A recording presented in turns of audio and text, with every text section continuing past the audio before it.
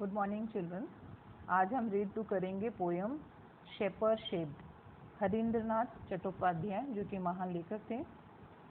तो shaper shaped यानी कि रचना करना, उसको आकार देना। तो ये एक बहुत महान कवि हैं जिन्होंने चट्टोपाध्याय द्वारा, ये बहुत ही सुंदर कविता है और उनका ऐसा मानना है कि जीवन में बदलाव तो आता ही रहता है और जो घटनाएं घटती हैं उनके आधार पर ही हमको सीखने को मिलता है। तो हम शुरुआत करते हैं। In olden days I used to be a potter who would feel his fingers mold yielding clay to pattern on his wheels, but now through wisdom lately won, that pride has died away. I have ceased to be potter and have learned to be the clay. तो कहते हैं कि पुराने इन olden days यानी भूतकाल के समय की बात कर रहे हैं कि उस समय में कुमार था, पॉटर कुमार था और अपने हाथों से, अपनी अंगुलियों से लचीली जो चिकनी मिट्टी होती थी उनको मैं अलग अलग आकार देता था, उनको मैं शेप देता था। वो जो पहिए पे जो मिट्टी में कुमार मटके वगैरह बनाते हैं ना, तो वो शेप देते थे। मगर अब but now through wisdom lately von that pride has died away. अब उनको जब बाद में पता चला, उनको जब ज्ञान हुआ तो उनका पूरा गर्व उतर गया। प्राइड यानी क्या होता है? गर्व। अब उनको बुद्धि आई, उनको ज्ञान हुआ कि मैं, वो सब उनका खत्म हो गया। तो अब आई have chose to be the Potter. चीज यानी कि मैंने स्टॉप, रुक जाना। तो अब मैं क्या बन गया हूँ? जो पहले मैं मिट्टी बनाता था, अब मैं मिट्टी बन के रहना चाहता हूँ।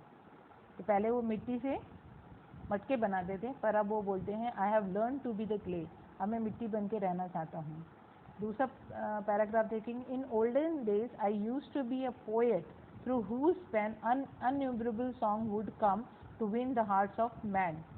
फिर ओल्डन डेज यानी फिर पिछले दिनों की बात करते हैं और बोलते हैं कि उस समय में एक कवि था जिसकी कलम से, जिसकी पेन से अनगिनत सॉन्ग्स उन्होंने लिखे हैं और उन to win the hearts of man, जिससे हजारों लोगों के मन जीते हैं। मतलब जो उन्होंने गाने लिखे हैं, सॉन्ग्स लिखे हैं, वो सॉन्ग्स इतने अनगिनत सॉन्ग्स से जिससे लोगों का जिन्होंने लोगों का मन जीता है।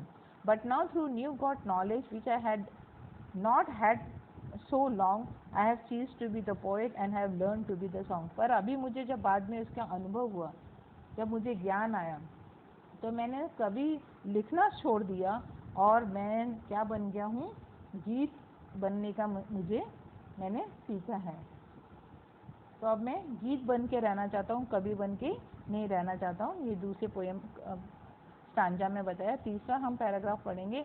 आई वॉज ने fashionable of words in days that now are gone, which an 100 battlefield glitter and gleamed and shone, but now that I am gleaming with the silence of the Lord। और तीसरे स्टांजा में वो बोलते हैं sword यानी कि तलवार, fashionable of sword यानी तलवार का निर्माण करने वाला। तो पहले में क्या था? मैं तलवार, कुशल तलवार को बनाने वाला था, उसको गढ़ने वाला था।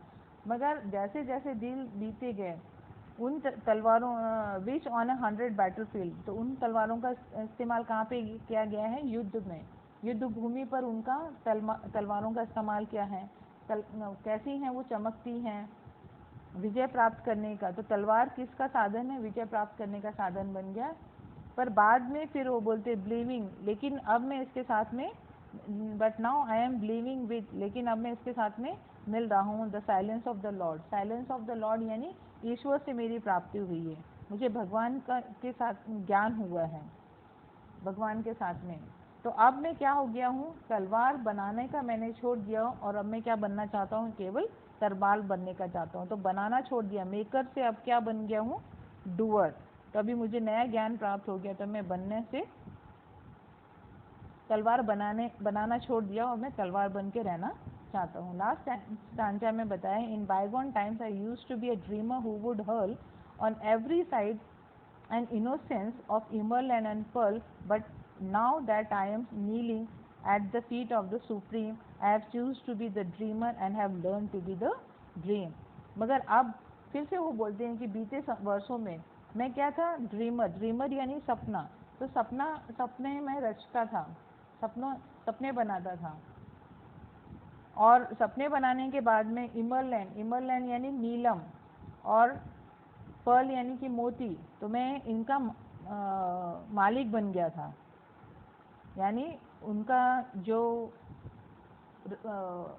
नेचर था, स्वभाव था, वो हर्ल यानी कि एल समथिंग, इनोसेंस यानी कि वो बदतमीज हो गए थे, जिसको हम कह सकते हैं रिस्पेक्ट नहीं हुआ, डिसरिस्पेक्ट। इनोसेंस यानी डिसरिस्पेक्ट, तो बदतमीज हो गए थे, मगर उनको बहुत घमंड था। फिर but now that I am kneeling at the feet of the supreme, तो मुझे पहले मोती जैसे और नीलम जैसे मुझे घमंड था मालिक होने का, कि मैं सपने रचता हूँ। मगर फिर बाद में मैंने अपने घुटने टिका दिए, किसके आगे, सुप्रीम यहाँ पे भगवान के लिए बोला है, गॉड के लिए रेफर किया है। तो मैंने अपने घुटने मैंने किसकी शरण ले लिए, भगवान के सामने मैंने अपने आप को शरणागत कर दिया, उनके शरण में आ गया हूँ। And I have chose to be the dreamer and have learn to be the dream. अब मैंने सपना देखना छोड़ दिया और मैं स्वप्न बनना पसंद करता हूँ। तो यहाँ पे नए ज्ञान की बात करी है, शेपर और मेकर, मतलब पूरे चारों पैराग्राफ में शेपर और मेकर को छोड़ के अब वो क्या बनना चाहता है, ट्रू मैन, सच्चा व्यक्ति बनना चाहता है। तो हरिंद्रनाथ चट्टोपाध्याय की बहुत ही सुंदर कविता है, तो उसमें लोगों को काम करने का उन्होंने बताया कि हमें सीख मिलती है। अब हम देखेंगे ये ग्लोसरी शेपर एंड शेप्ड की है। मॉल्ड यानी आकार देना, इल्डिंग यानी मुलायम, चीज यानी अटकना, इनन्यूमरेबल यानी असंख्य, न्यू गॉट यानी नई वस्तु, फैशनर यानी बनाने वाला, ग्लिटर यानी चमकीला, ग्लीम यानी बिजली की तरह चमकने वाला, ब्रीमिंग यानी चमकीला, बायगॉन यानी बीता हुआ समय, हर्ल यानी फेंकना, इंसोलेंस यानी अहंकार, नीलिंग यानी सिर झुकाना, सुप्रीम यानी कि भगवान।